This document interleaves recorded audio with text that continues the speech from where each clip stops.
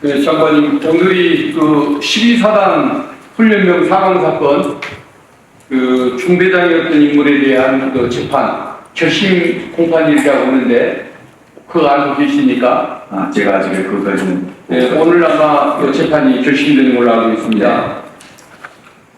지난 5월에 그 12사단 신교대에서 월차례를 받던 훈련병이 쓰러져서 이틀 만에 사망하는 사건이 있었습니다. 그때 육군은 그 사건에 대해서 조사를 했고, 군기 교육을 실시하는 과정에서 규정과 절차를 위반했던 문제점이 있었고, 그것이 어떤 사망에 끼치는 영향이 분명했다고 보았기 때문에 민간 경찰이 사건을 이첩을 했던 것입니다.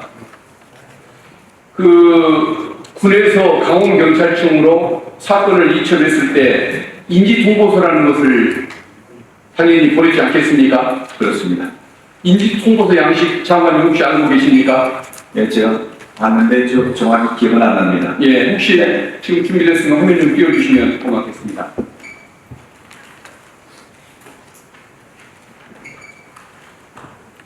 다른 거 하나 띄워주죠. 예, 준비가 안 된 것 같은데 어쨌든 그 보신 적이 있다고 하니까 제가 한번 코드로 질문을 드리겠습니다. 군에서도 5월 28일 날 그 1일 그 정례 브리핑을 한 걸 보면은 그 소유석 육군 공복과장이 인지통보서가 작성이 돼서 이첩이 됐다라는 표현이 나옵니다. 그게 그 국방부 훈령에 따른 것입니다. 근데 문제는 최혜경 순직 사건 때 박정훈 그 육군 해병 대령 수사단장이 인지통보서를 작성해서 경북경찰청에 그 사건을 이첩을 했었습니다. 근데 그때 당시에 박정훈 대령을 그 비판하기를 왜 수사권도 없는데 수사권도 없는 그 군 수사관이 인지보고서를 마음껏 만들어서 입건을 해서 경찰에 이첩을 했느냐라고 비판을 했고, 당시 이종석 전 장관께서도 그 부분을 옳건이라고 표현을 하셨던 걸로 알고 있습니다. 우리 장관님은 어떻게 생각하십니까? 예, 제가 알고 있기로는 민간 범죄는 그 민간 경찰에서 하는 것으로 되어 있기 때문에 수사를, 그래서 해병대 수사단에서는 수사권은 없는 걸로 알고 있습니다. 그러면은 인지보고서를 만든 것이 왜 수사권도 없는데 마음대로 입건을 했느냐?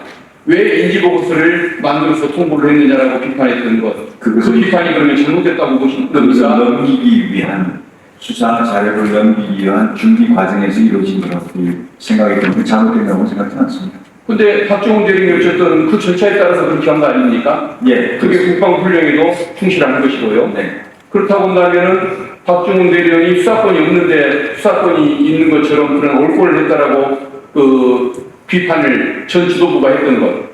그것에 대해서는 장관님이 그 수정을 하시는 건 맞습니까? 글쎄, 저는 그 박정훈 대령이 수사했다고 생각하지 않습니다. 조사인물로 저는 알고 있는데, 수사했다고 말씀하셔서 제가 좀 이해가 안 가는데, 그 부분은 사실 확인을 좀 할 필요가 있습니다. 시초조사라고 표현을 하든 수사됐다고 표현을 하든 인지 통보서를 만들고 그것에 따라서 이첩을 하는 절차는 국방부 훈령에 따라 이루어지는 것이겠고, 이번 12사단 사건도 마찬가지고, 그래서 박정훈 대령은 잘못을 한 것이 없다 이겁니다, 절차상.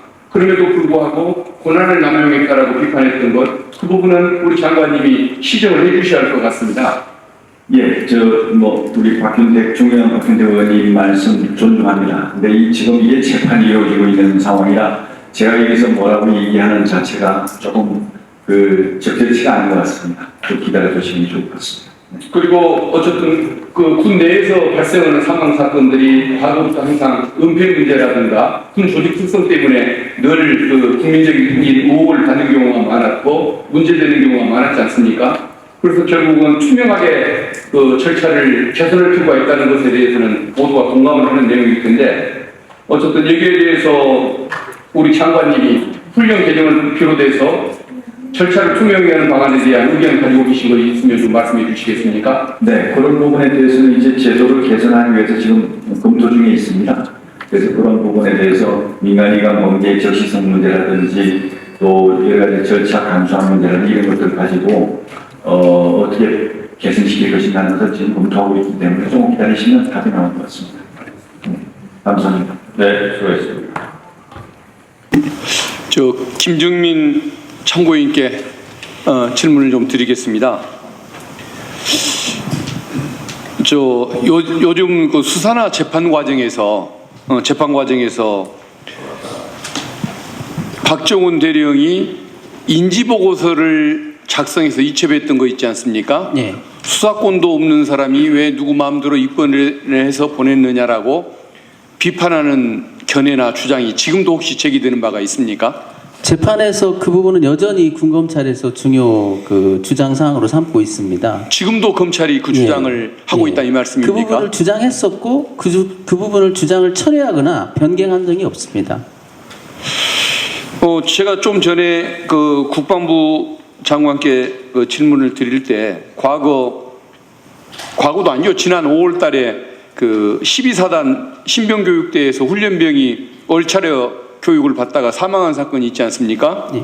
그것을 강원경찰청에 그 사건 이첩을 할 때 인지통보서를 작성을 해서 그걸 그 송부한 내용을 확인을 했습니다. 국방부가 아니라 육군 공보과장이 발표한 내용에 그 내용이 나옵니다.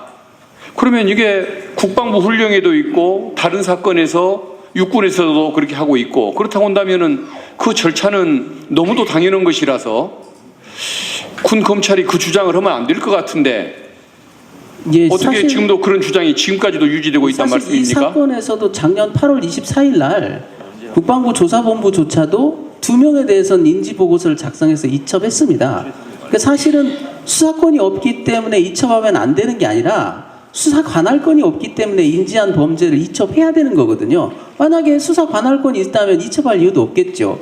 너무나 분명한 사실에 대해서 군검찰도 계속 그 주장을 철회하지 않고 하고 있습니다. 이해하기 힘든 상황입니다. 지금쯤은 당연히 그 주장은 철회를 할 거라고 생각했는데 이해가 안 가는 대목인 것 같습니다. 예, 들어가셔도 좋겠습니다. 우리 검찰단장님. 네, 검찰단장입니다. 지금 김정민 참고인의 말씀이 맞습니까? 맞지 않습니다.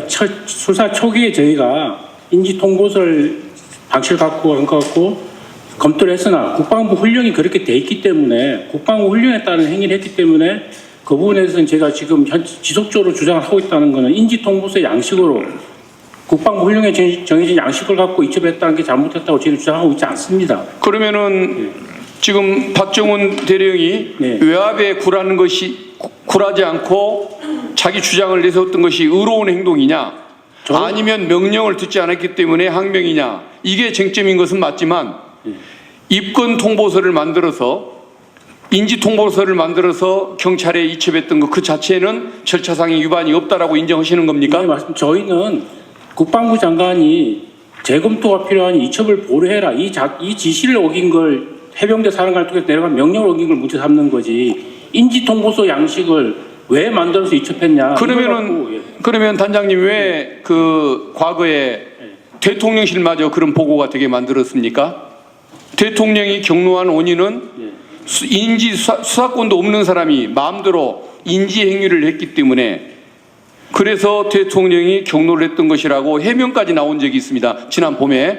예. 그러면은 여당 의원님들도 방송에 나와서 그런 식으로 주장한 것을 제가 본 적이 있거든요. 그러면은 왜 그런 주장이 가능하게 대통령실이나 여당 정치인들한테 그런 논리를 제공했습니까? 저희가 논리를 제공한 것 중 하나 설명을 드리면은 최초의 인지통보서 양식이 맞느냐 안 맞냐 했는데 결국 국방부 훈령에서 그게 기존에 지치 없이 넘기라는 개념과 맞지 않게 또 인지통보서가 되어 있기 때문에 이 부분에서는 국방부에서 개선을 하고 있는 단계이고 기존에는 지금 수사권이 있느냐 없느냐는 계속 피고인은 수사권이 있다고 주장하지만 저희가 판단하는 것은 수사기관으로서 수사권을 가지는 건 별개로 2022년 6월 28일경에 개정군사법을 시행을 앞두고 국방부 조사본부에서 각군 군사경찰과 토의를 거친 다음에 개정군사법에 따라서 이제 변사사건 어떻게 처리할 건지에서 지침이 내려갑니다. 그러면은 절차에 있어서는 어쨌든 박정훈 대령이 네. 잘못한 것 없다는 것은 인정하시는 거군요. 그거에서 저희는 검토를 하지 않았습니다. 아니 검토를 안 할 것이 아니라 잘못된 게 없다고. 다만 인지 통보서의 양식을 해서 보낸 것에 대해서는 저희는 문제 삼지 않았습니다. 대신 저 하나만 말씀드리면 추가로 계속 말씀 그 수사 절차 지침이 내려간 하단을 보면 조사본부에서 각 군사 경찰과 수사대 다 내려가는 지침 알겠습니다. 보면은 예. 변 사건에서 명확한 지침이 있습니다. 조사 및 사실 확인만 해라. 수사를 하지 말라고 되어 있습니다. 그 지침에. 1분만 더 주시면. 네. 알겠습니다. 어쨌든 박종원 대령이 절차상의 잘못은 없다는 것은 인정을 하신다고 저는 인정할 저희는 알겠습니다. 그걸 문제 삼지 않았습니다. 알겠습니다. 우리 김계환 증인 질문 드리겠습니다. 네. 해병대 1사단 방문하실 때 이종호라는 인물과 사진 찍은 것 그 한번 노출된 적이 있지 않습니까, 언론에? 예, 언론에 나와서 확인했습니다. 예. 그때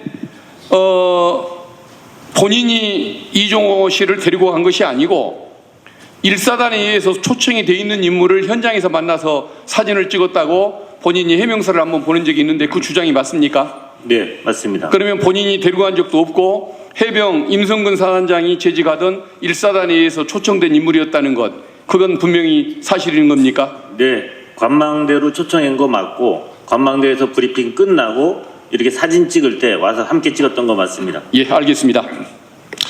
네, 수고하셨습니다. 임성근 증인. 네.